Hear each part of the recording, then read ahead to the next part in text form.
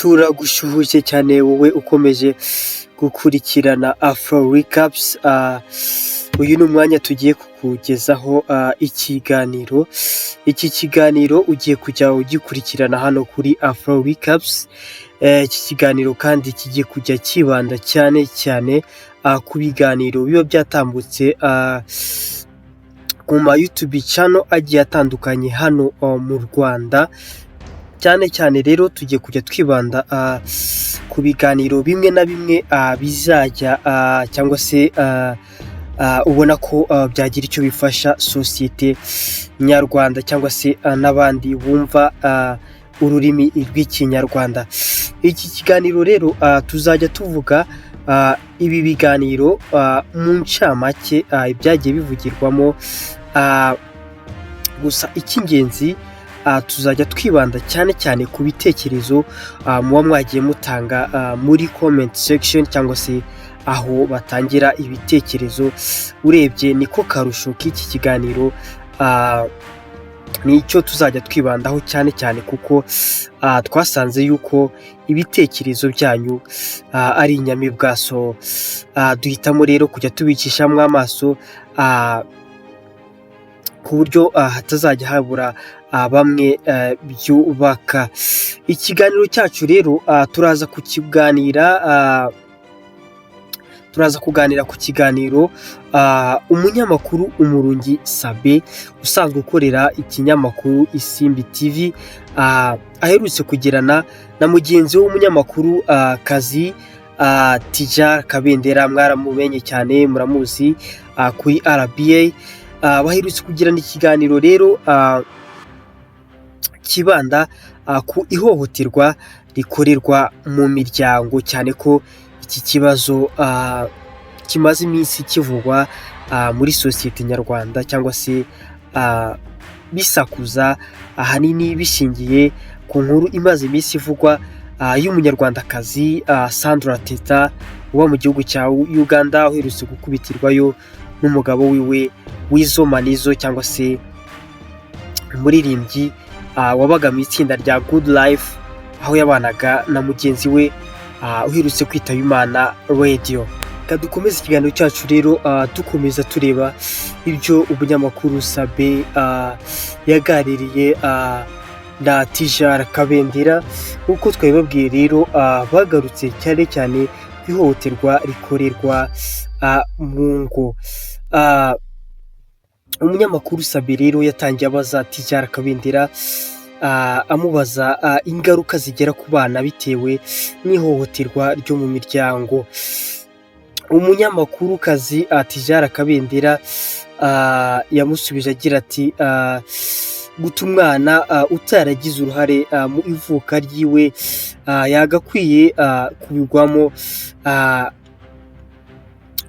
bazira cyangwa se izi ngaruka zimugeraho zihohoterwa ryo mu miryango.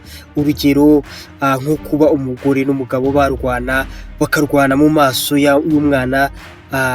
Mu by'ukuri avuga ko bidakwiye kuko uyu mwana akura bimurimo, iyo shusho ntimuvamo, bityo bigatuma bimugiraho ingaruka ahazaza he cyangwa se mu bihe biri imbere.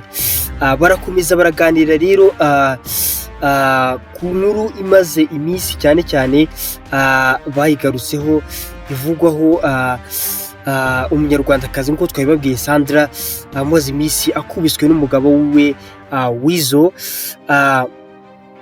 Sabin aboneraho arabimubaza atese wowe nkawe Tija Kabendera umugabo agukubise wabigenza ute?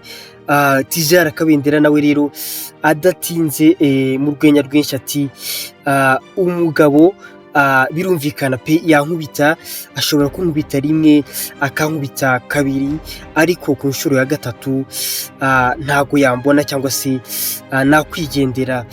Iki kibazo rero nkuko twabibabwiye kimaze iminsi kivugwa cyane, ndetse abantu bamwe na bamwe bakibaza impamvu Sandra Teta adataha ngo ave muri Uganda agaruke mu rwamubyaye. Gusa nyine tugiye gusoma ibitekerezo by'abantu bagiye batanga muri komantere y'iki kiganiro. Turebe se abantu murabivugaho iki, cyane ko ari nacyo iki kiganiro cyacu gishingiyeho, guha umwanya ibitekerezo byanyu, kuko nabyo ni ingenzi kubiba byaganiweho. Ducishije amaso rero mu butumwa mwagiye mutanga, uyu bamwita Iradukunda Brandine ati useless fathers baruzuye pe, ati umwana wanjye agize 4 years atarahura na se, nta n'ijana yari yamuha, kandi ise yirwa yikaraga muri Kigali. Be strong all single mothers, keep hustling. Urakoze cyane Iradukunda Sabin. Dukomeje gucisha amaso mu butumwa cyangwa se mu bitekerezo mwagiye mutanga kuri iki kiganiro. Uyu bamwita Nyonsaba Hyacinthe ati TK blessing woman, ufite umukobwa w'umuhanga cyane.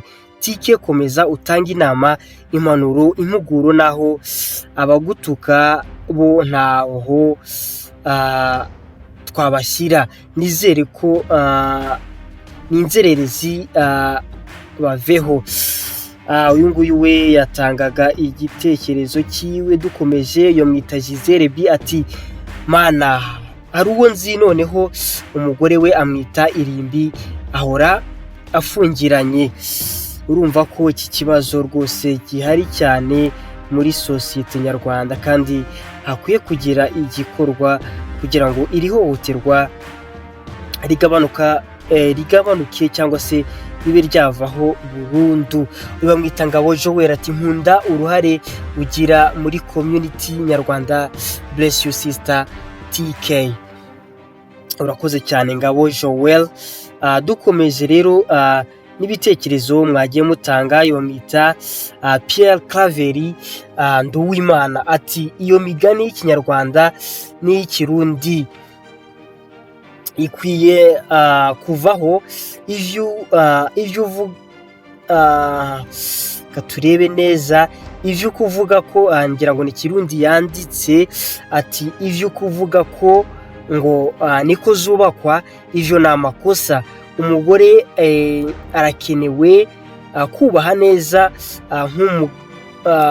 nk'umugabo. Umugore azubwenge ntiyokubitwa ataca azira, hanyuma ngo agume ngaho ngo niko zubakwa. Iyo mvugo ikwiye kuvaho, nimba ari itegeko rikungira umugore rikajaho. Urakoze cyane muvandimwe guturuka mu gihugu cy'abaturanyi cy'u Burundi. Bamwita Haba M Kirenga ati wow, ibyo bintu bitatu byubahwe rata.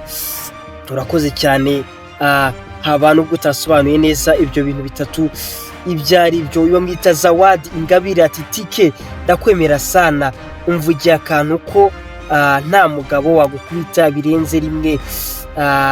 Nanjye njya mvuga ko yankubita rimwe ntunguye bitasubira, burya umugabo urwana aragatsindwa.